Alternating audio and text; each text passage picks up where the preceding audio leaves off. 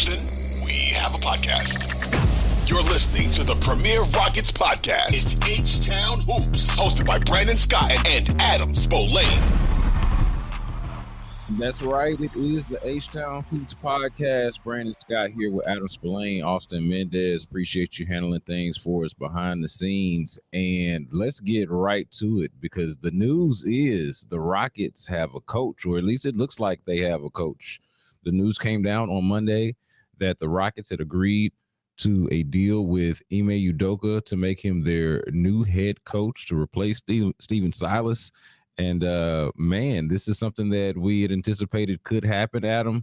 Obviously, we had been talking about the head coaching candidates that the Rockets had been interviewing. Of course, the last time we talked, they were about to interview Sam Cassell on Sunday. Sunday came and went. By the next day, Monday morning or Monday afternoon, the Rockets had agreed to a deal to hire Ime Udoka. And so I want to get your initial reactions on this. My first thought was just, honestly, like, I started thinking about some of the parallels between the Rockets and Celtics teams that Ime Udoka will have taken over in a year span or a 2-year span here. Both constructed a certain way, without point guards, without pass first guards. Both wildly inconsistent from possession to possession, both needing a little bit of a kick in the tail on the defensive end. I see some similarities between the teams, even though one team is performing at this level, right? The Celtics were of a certain level when Ime Udoka got there, and the Rockets are at a certain level. Obviously, when he's getting there, nowhere close to it. But that was my first thought, basketball-wise. I know there's a lot of other things to get to as well with the Ime Udoka hire, but what was the first thing your mind went to? I was very surprised. I was surprised on two fronts. I was surprised that A, it came together as quickly as it did, and B, I'm surprised that they hired him in the first place. And I was on this podcast with you on Thursday, and I said I kind of thought it was pretty unlikely that he would be the guy. I ran through all the reasons why, and it turned out that those were all crap. And here we go. And it seemed like that they were not only did they want to hire him, they were in a rush to hire him. And so we'll have to wait and see the exact details, but it sounds like they paid a hefty freight too in order to hire him. And so I don't know if they felt like, because Toronto had opened up, that they felt some pressure to get this done, because I do think this is somebody that Tillman Fertitta had been very interested in throughout this process. And they've known for months that they were going to need a new head coach. And they've known for months that Ime Udoka was going to be available. So it was clear that he was going to be somebody that they would interview. But man, the baggage is a whole other thing. And if you separate Udoka from the baggage, this is a no-brainer. This is the best guy that was on the market, unquestioned. It's the best guy that was on the market. But there's a reason why he was on the market. And that's, some of the things that we will have to get into at some point, and we'll have to see if Udoka gets into it at some point. It sounds like they're going to introduce him tomorrow we're doing this Monday night. It sounds like he's going to be introduced on Tuesday. But that's the uncomfortable aspect of this, is that they hire a guy who I think is probably the best guy on the market, but at the same time, he was on the market for a reason. And that's, something that we're going to have to get into at some point. Well, you mentioned the timing of it, and we can get into all of that you mentioned as well. But you mentioned the timing of it. I thought about this too, with Sam Cassell interviewing on Sunday and this coming out on Monday. I thought, man, I've interviewed for jobs before that I didn't get, and I've interviewed for jobs before that I knew that I wasn't going to get. But I'd feel a certain way if by the next day, somebody had already else has already gotten the job. And I know that happens, but I did think about Sam Cassell was a place where my mind went to. So let's get into this process part about it, since that was kind of your main takeaway, the main thing. And I think that is the A story, because like you say, Ime Udoka is available for a reason. I talked about this on the radio earlier in the day. Like, this is kind of a, basketball wise, it's kind of a happy accident, because somebody of Ime Udoka's caliber, and considering that he has not failed yet as a head coach, like on the court yet, he's off the court certainly, but I mean, like on the court, he certainly just should not be available. He is available for an off the court reason. And so that's the complicated part. What do you make of the Rockets' rush to do this? Like, is it I mean, I guess for me, my response to that would be like the surprising part of them being in a rush to do this is also the fact that they had so many good candidates to choose from. So it's not like they had to do this. It didn't seem like they were desperate to do this. Now, if this was just a guy that they wanted and there was a market for him and there was a possibility there with Nick Nurse stepping, or with Nick Nurse and the Raptors parting ways and that job opening up, then I guess I get it. Maybe that's where the urgency creeps up from. But why do you think they would be in a rush to hire Ime Udoka, considering that they had so many good candidates to choose from? I think it would probably be the Toronto reason. I think that would, to me, that's the only thing that I can think of.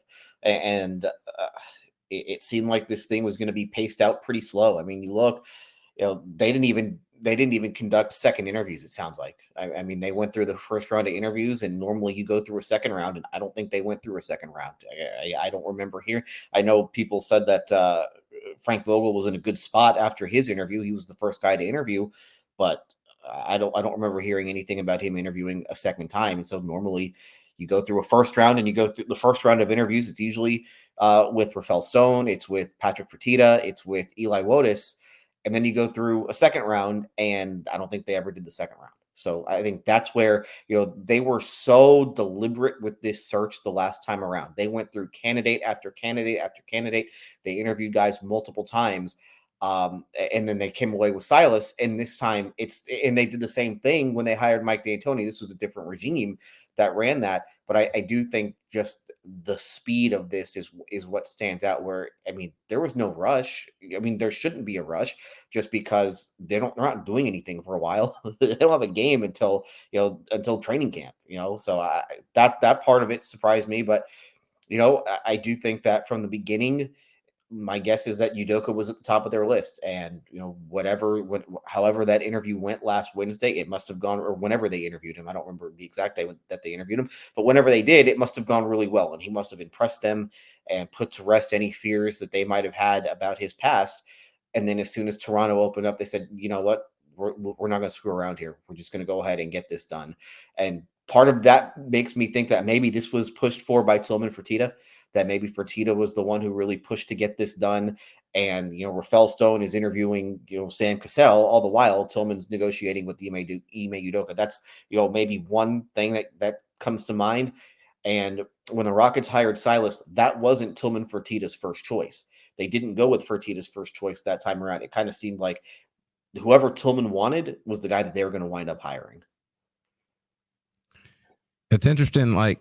So going back to this whole process thing, when we talk to Ime Udoka, and it looks like that's going to be on Tuesday, there are a lot of questions that he's going to have to answer, that Rockets brass management is going to have to answer, from Tillman Fertitta to Rafael Stone, some combination of the two.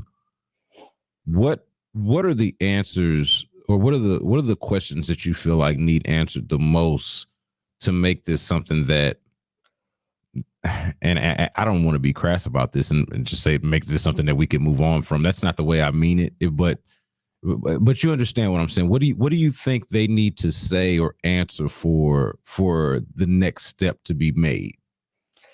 I don't know. That's a good question. I just think that they have to be forthcoming about everything.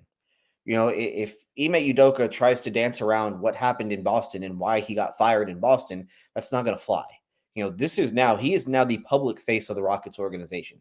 He will be out front on everything, and he's going to have to answer this stuff. That's just how it is.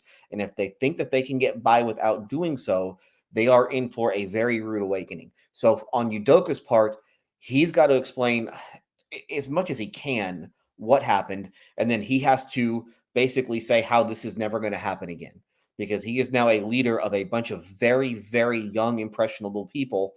And, you got to believe in that guy. You got to believe that the stuff that he's telling you, you're going to buy into. So I think that becomes a very interesting aspect of this. I think the questions are more so for the Rockets in the front office than Udoka.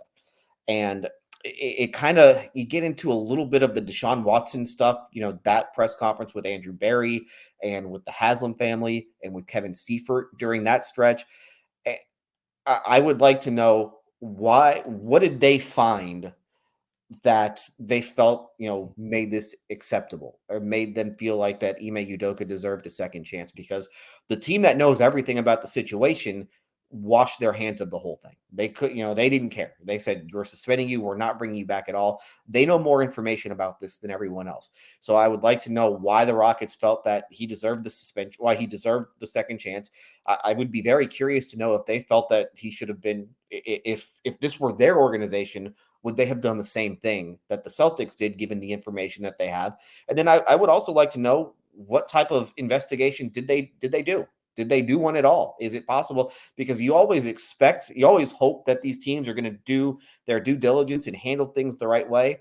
But then, as we saw with Deshaun Watson in Cleveland, they didn't care. They didn't talk to anybody. And so my question would be, did you talk to anyone with the Celtics? Did you talk to anyone from around the league about this situation, or did you just take the report that was done through the law firm that the Celtics brought in and just run with that? So there's a lot of different things that I'm curious about with this process, and Udoka took the job. It's not on him. He's not going to turn the job down. It's on the people that actually hired him that I think have to answer the really difficult questions. For Udoka, though, he's got to be upfront and he's got to be forthcoming about what happened in Boston. If he tries to, sweep it under the rug, that's not going to work, because this stuff is just going to continue to follow him around. Get it out there first day. It's over from that point on, until he goes to Boston. But if you try and sweep it under the rug and pretend like nothing happened, or, you're very, bland with your answers, then it's going to become uncomfortable, I think. Yeah, see, the last part that you mentioned is what I'm concerned about. And this is more so, maybe this is unfair to the Rockets, and we got to hear from them first. But this is based off of like public discourse and conversation, and I guess tone around it in general. And I'm not saying that the Rockets are going to co-opt or adopt this, but the tone has been around this has been very much of a lot of what I've heard has been, aside from like certain NBA media circles, but just like the general public has been like, "Oh, this is none of our business." And it sounds like, there's been a lot of minimizing of whatever it is. And I think that's been easy to do with the lack of details that we've had. It's been real easy to say, "Oh, well, there was an affair. That's not my business." And, and kind of minimize whatever the seriousness of it was, or whatever the serious nature of it was.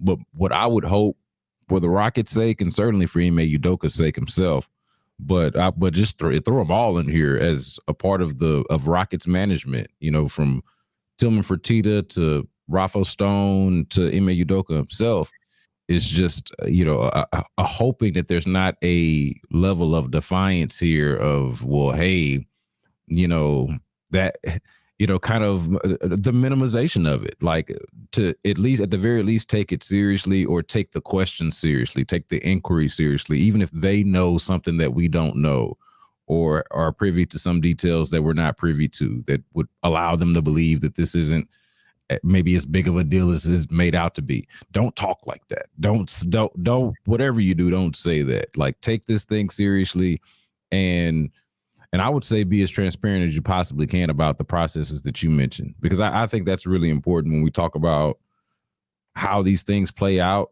You mentioned the Deshaun Watson thing, and the sense that, just based off of what we heard from Andrew Berry and the Haslams, the sense that they didn't really do a whole lot of due diligence. Like, they kind of just took the words they could get at face value. It didn't seem like they did a heavy investigation into this. And I'm not sure how much investigating the Rockets could do themselves independently outside of what's out there. But it seems like, at the very least, you want to present as if, again, going back to the point I was making before, this guy's available for a reason. For basketball reasons, he should not be available to you. Plain and simple. He is available to you because of his own misdeeds off the court. So at the very least, you have to answer for that and speak to that, even if it's something that you feel comfortable with from a hire, not just comfortable with, but so comfortable that you were like in a rush to hire the guy. And I'll be honest with you, if the Rockets sit up there and they say, "Yeah, we didn't care," I'll respect it. Listen, I won't, like, it's not like a great look, but at least they're being honest and at least they're being transparent. Like, hey, yeah, we know this happened. We don't care. We feel like it'll never happen again, and we're comfortable with that. Okay, you know what? I can live with that. At least they're being honest. At least they're being transparent. But don't sit up there and lie to us. Like, that's the big thing. Don't lie, and don't try to make the media who are in attendance for this thing the bad guy in this whole situation, because the media isn't the one that hired Ime Udoka. The media isn't the one that got fired in Boston. So the actions of Ime Udoka are why these questions are going to come up, and the Rockets hiring Ime Udoka are why these questions are going to come up. So just, you got to deal with it. This is part of why I thought the Rockets might not go in this direction, because I wasn't sure if they would want this to be, you want your introductory press conference to be basically a celebration of the guy that you just hired. We were both at the D'Amico Ryans press conference back in January or February, and that was a celebration of a former player who was coming home to be the head coach. That's what you want on these days. Tomorrow, it's very unlikely to be that. Tomorrow is going to probably be an uncomfortable day at Toyota Center, but that's what you get when you make this type of a hire. And listen, get it out of the way. Just get it out of the way. Day one, we can all move on. We can start talking about basketball, because that's what I would like to talk about. I would like to be able to talk about basketball, but I don't know if, we are 15 minutes into this podcast and we have talked nothing about basketball, because we've had to talk about the baggage that comes with this hire, which is why I kind of thought that they would go in a different direction. But this is what they wanted to do. They're okay with it, apparently, and now we just need to understand why they're okay with it. Let me throw you a bridge question between the basketball and the non-basketball, because we have acknowledged on this podcast and in previous podcasts that absent of the off-court issue, absent of the reason why, and whatever exactly that is, or absent of the reason why Ime Udoka is no longer the coach of the Celtics, he is the best candidate out there on the market. Do you think, and this is a hard thing to say the day that they hire the guy, but entertain me here. Do you think that this is one of those that the reward is so high that the risk is worth it? And the risk just being, even if the risk is, because obviously if the risk is he might do this again, then no, it's not worth doing. That's ridiculous. But if the risk is just, hey, we have a bad we have an awkward press conference, or hey, it's weird in the very, very beginning, but once we get rolling, he reminds everybody what kind of coach he is and reminds everybody why he would be the number one guy on the board, so to speak.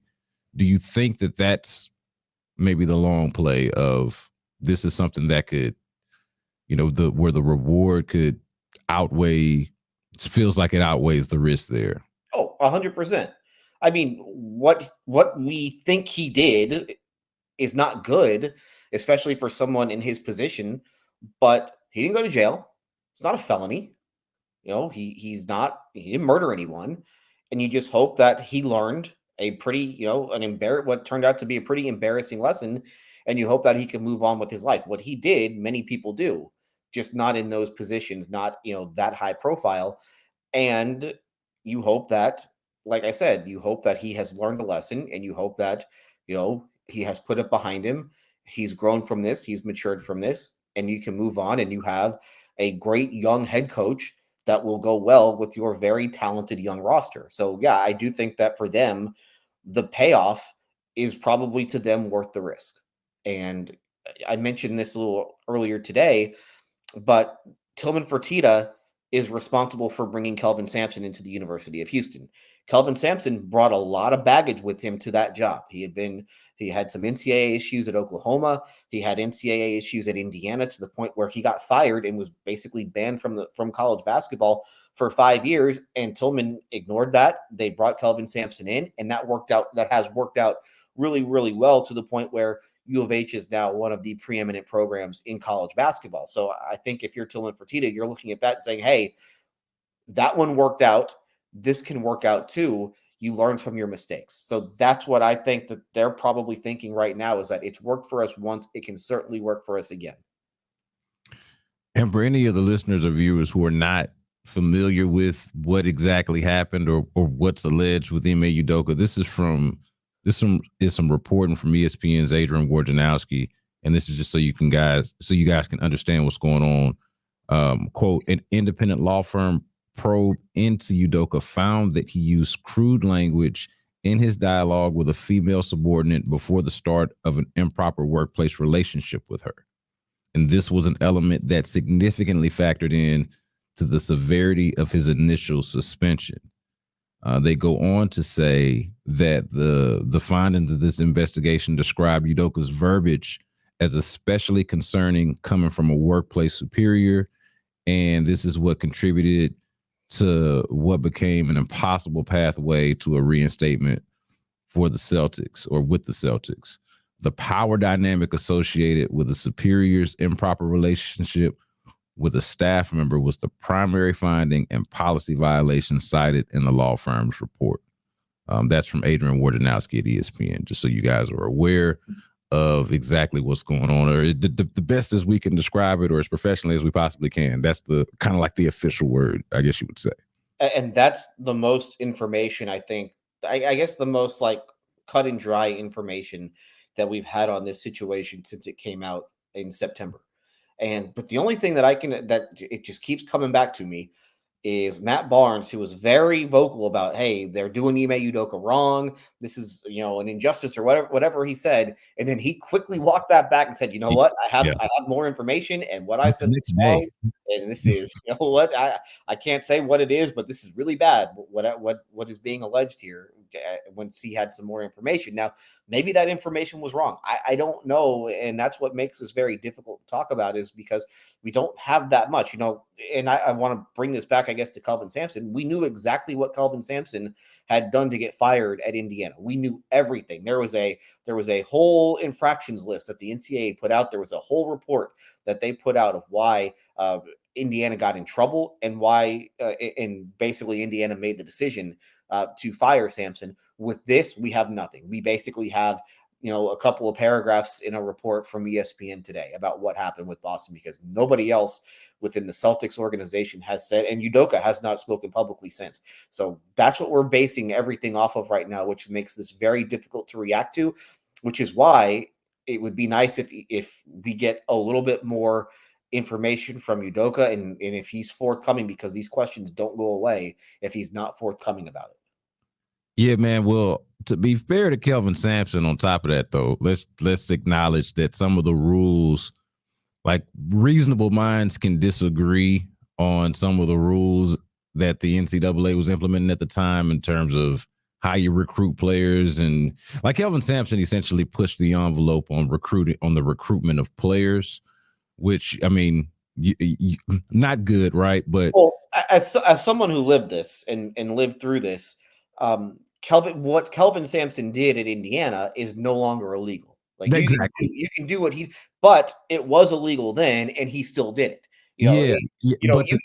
If it's not a law, it was a law then, and he still broke the law that was a law then, not knowing that it wouldn't be a law anymore once he got fired. So what Kelvin Sampson was right to be fired by Indiana, and he learned from that, and he has not done it. He has not done anything to cross the NCAA line ever since, which is important. He learned a lesson. So let's see if Ime Udoka can learn the same lesson, although the transgressions are very, very, very, very, very different. Well, that's the distinction I'm trying to make here. What I'm saying is Kelvin Sampson, he broke a rule. He broke a rule, but I would argue did not do something that I think was inherently morally incorrect or wrong.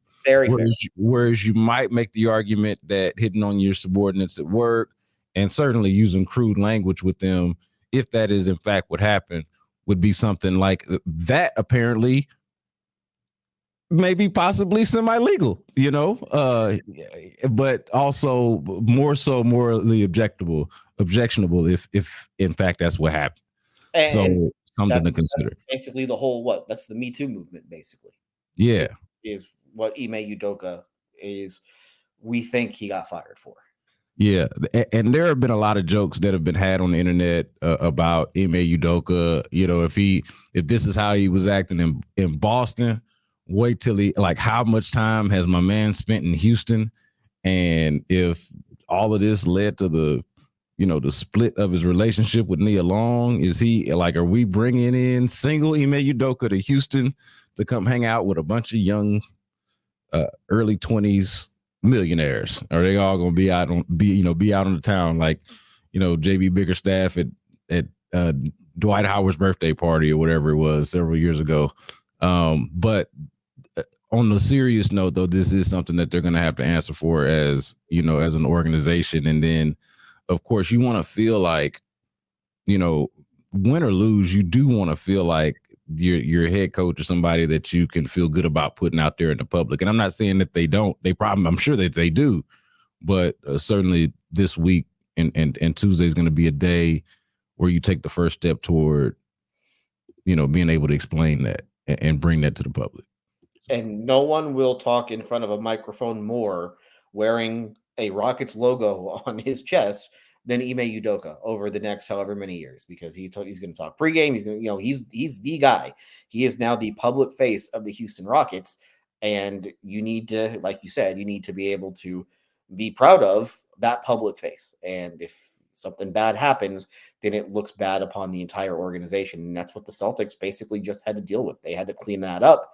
It looks like they have successfully so far, but Udoka put them in a very difficult and embarrassing situation. And he embarrassed, let's be honest, he embarrassed himself. So We'll see if he has learned from that. If he has learned from that, then the Rockets got themselves a great head coach who will fit perfectly with the foundation that they already have.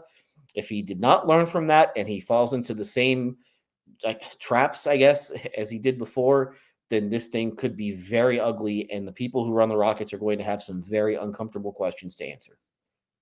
Yeah, and you know what? It just kind of bigger picture too. I've always gotten a sense from the NBA that they prided themselves on being the more progressive league of, all of the major sports leagues, that, that matters to them. I always got that sense.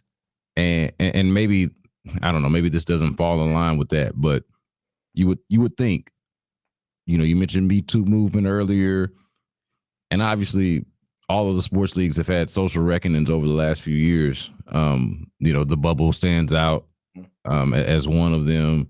You would figure that this would be something that, as an NBA franchise and partner, that the Rockets would want to try to be on the same page. And I would figure that the NBA too would, I don't know, like if there's like an official way to do this, but there's got to be some kind of call from the commissioner, some line of communication with the commissioner's office on what the best way to handle this is, or how they feel like the best way to handle this is. I think even in the initial report in this, there was a mention of there being some type of collaboration or,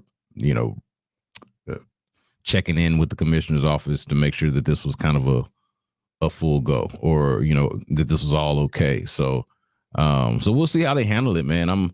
I'm very interested to see, by the time it's very well possible that by the time people listen to this, they will have already been seeing the reaction to the press conference. I know you'll be there. I anticipate that I'll try to make my way there as well.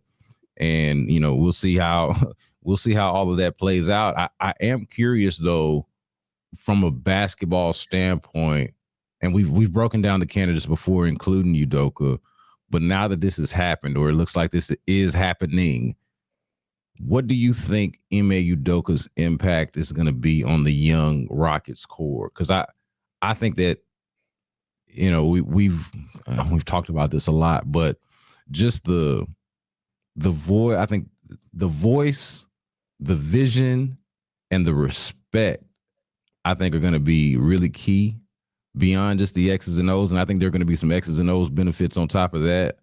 But just the presence, I think that this guy is going to bring to the locker room and to the sideline from a day-to-day basis, night-to-night basis, I think is going to be, I don't want to say night and day as a disrespect to Stephen Silas, but I think it's going to be a totally different type of tone and energy around what this thing looks like. I'm curious what you think the impact is going to be on the young guys that, that matter most. The Jalen Greens, Jabari Smiths, Alperen Senguns and Kevin Porter Jr.'s of the world. I think he's going to coach them hard. And I think that you saw this in Boston. He was not afraid to call players out. I don't know if he would necessarily do it individually, but as a group, he would certainly call them out in the media. He had no qualms doing that. And I do think that's something that this team, they need some tough love. These guys need some tough love, because that was one thing that they really didn't, they had it with Lucas, with John Lucas. Lucas can be hard on players and he can get on you, but he's an assistant at the end of the day. I think they're going to have a head coach now who can probably be a little bit of a bit of an asshole. And I don't think that that's a bad thing for a very young group. I think that he will give them a little bit of discipline, a little bit more discipline, I guess is the best way to put it.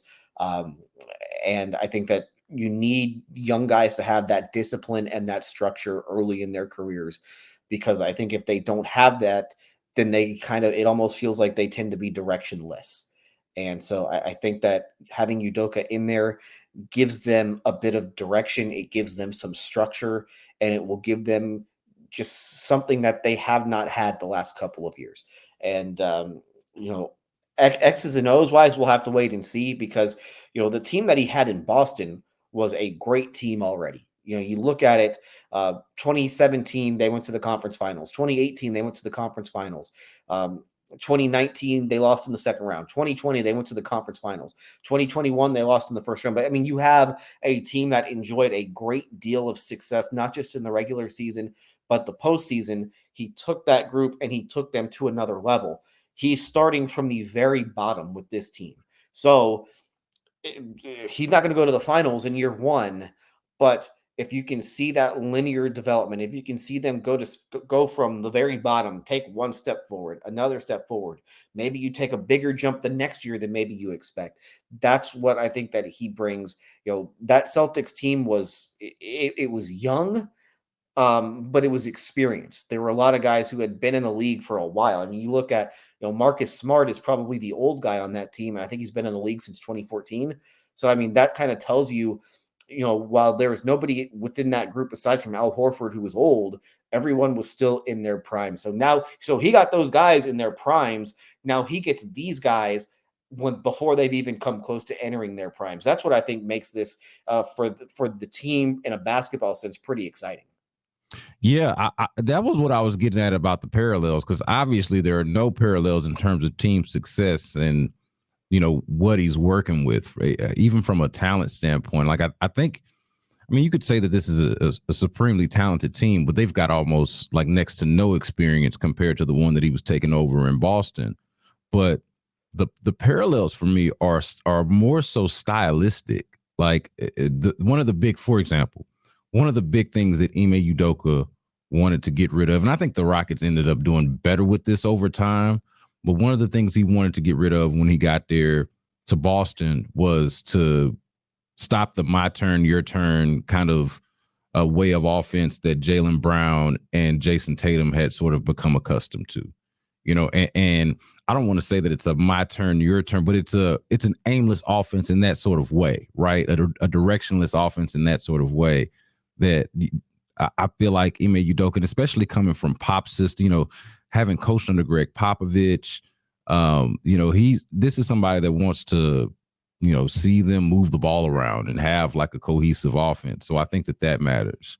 The defensive intensity that like they had, that would be the main difference, I would say, is that they had just a much more in Boston, a much more, I think, like just a more talented defensive team. They just weren't really realizing their defensive potential. And that's maybe where the parallel actually is like just being on their ass about getting after it on defense and letting that sort of spur your offense a little bit. I think that the sort of the stylistic makeup and the things, I should say more succinctly, the things that he's looking to correct in the Rockets are very similar to the things that he was looking to correct in the Celtics, just to a higher degree and to get them to a higher place, because they were already starting, with a, from a higher floor. But I could see some of those similar things in what he would be trying to do with the Rockets. And then the thing that you mentioned too about getting on guys, like he doesn't get on like call an individual player out publicly, but he'll call the team out publicly for sure. I've seen him do that a number of times.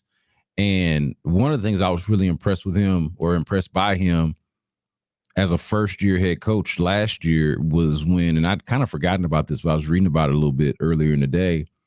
And if you remember, they had played, it was about 35 games into the season last year, and they were like 16-19.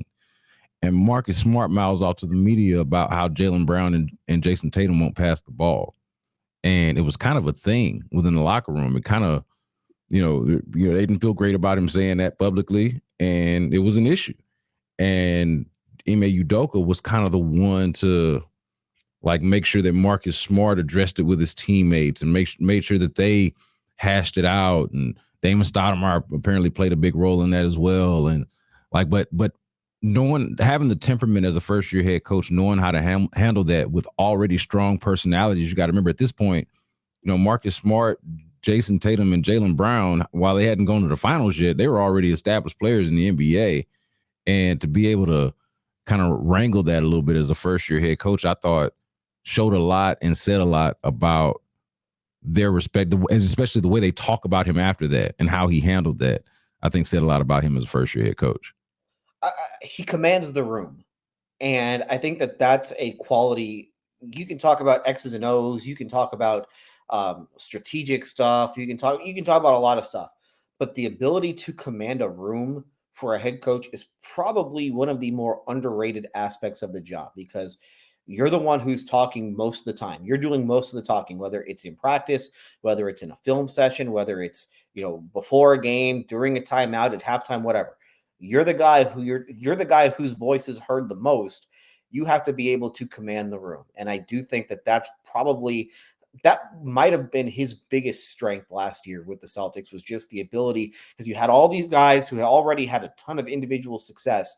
And when they were going bad, he was able to command that room, get that team back together, and they had just a sensational run to the NBA Finals where they fell just a little bit short. So I think that aspect of Ime Udoka is tremendously important, because I do think that, one of the things that you would hear on the negative side with Stephen Silas is just did not have the ability to command a room. He had the respect of his players. He had, his players liked and respected him and played for him, but he didn't quite have the same type of command over the locker room that I think Ime Udoka will have. And that's just part of he's a very strong presence. And I think that really bore out last year in Boston with getting that team, through some really rough patches early in the year. Yeah. When I kind of think about him, one of the things that stands out to me is when you go back to his playing days, which were unremarkable and unmemorable, non-memorable, you would say. But one of the key moments, or I would say the key stretch of his career, was when he goes to the Spurs for a brief stretch and impresses Greg Popovich enough that he brings him on his coaching staff. And even before that, when he had some time, I think he spent some time with the Knicks, and Isaiah Thomas was there, one of the first people to kind of encourage him to get into coaching, the Hall of Famer Isaiah Thomas, that is.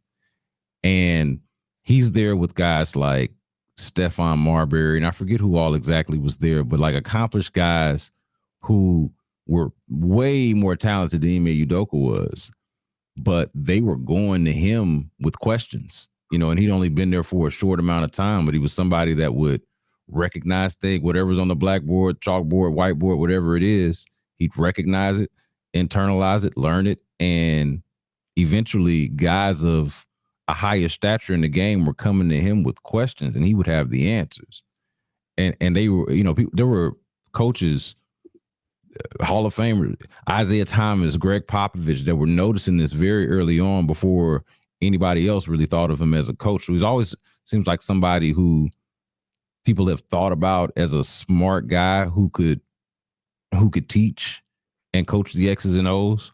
But then on top of that, personality-wise, at first glance, it seems like he might be quiet and soft-spoken, and anybody knows him will tell you, no, it's not exactly that. Like he doesn't necessarily say a lot, but when he does, it's somebody that you're going to listen to.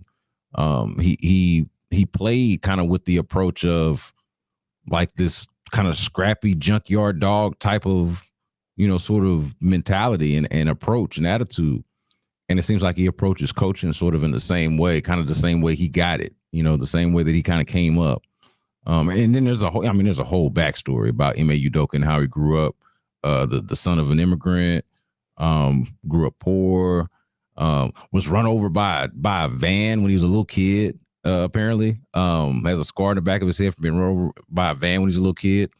I'm like, man, look, this guy's been through a lot of things, and he's look, he's grimier than you might think. And I think that the Rockets themselves could use a little bit of that grit, griminess, and add that to their persona a little bit.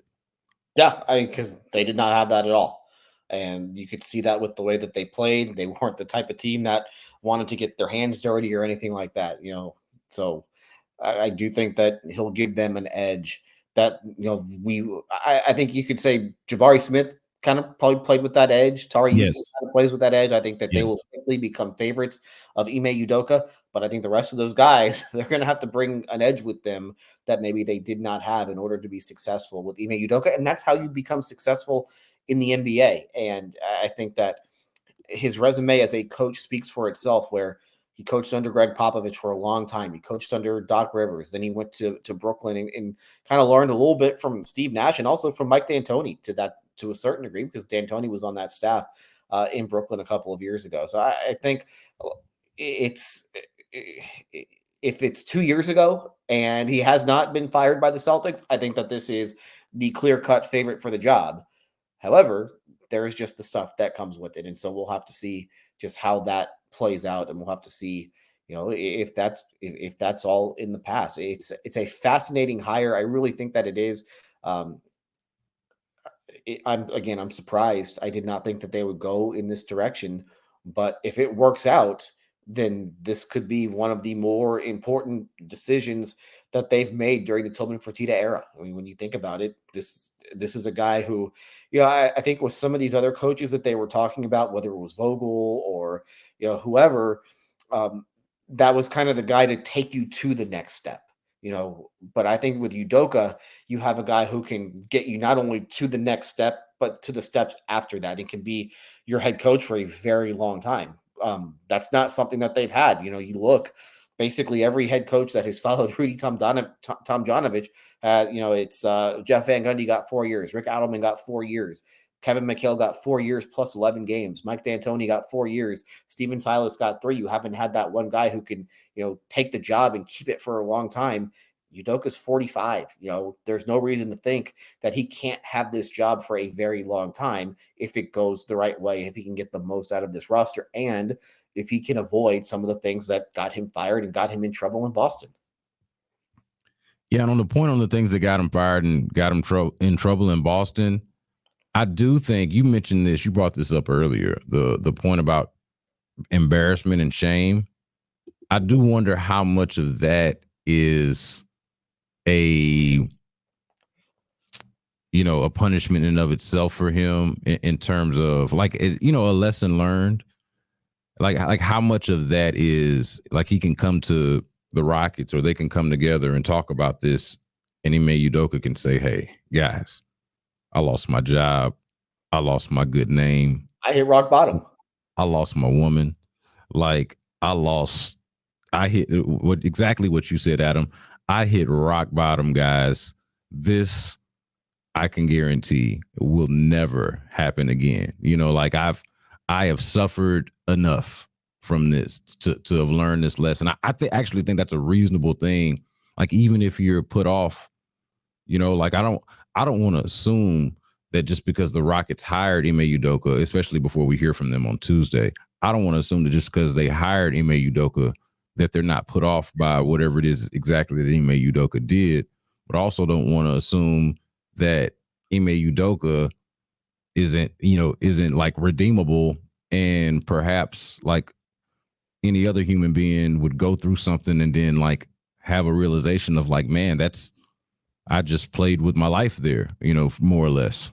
So I wonder how much of that human element of it is like, sure, guys, people deserve second chances, but also, like there's a real life lesson element to bumping your head, and like, hey man, I can see this. I can see that this part of it is enough. I don't have to, deny him a job or like not consider him for a job because of this. Like the the results of it that he's already experienced are bad enough. I think that could be in play, and maybe that's a way that they try to explain it. Like, yeah, he's sort of paid his debt, he lost his job, like, you know, he's answered for this basically. If he comes out and says exactly what you just said, that's it. It's over. It's all pretty much put to bed. But he's got to be willing to do that, and he's got to be willing to put himself out there, because a lot of people don't want to do that. A lot of people are kind of afraid to really put themselves out there like that. But if he's willing to go that route and to basically say what you just said, then hey, I got nothing else. And now we can talk about basketball. Now it's going to come up with other people, and it's going to come up whenever he goes back to Boston. But in terms of from the Houston side of it, just get past it. Get past it, because once you get past it, we can all talk about basketball at that point. And, you know, you've answered the questions to us, and, you know, I imagine that he will answer the questions with his team, but you can't act like nothing happened. Like, that's the big thing. Don't act like nothing happened. Be contrite, be forthcoming, explain yourself, and then hopefully that's enough to get this to move on. And I would say the same thing with, you know, the Rockets organization.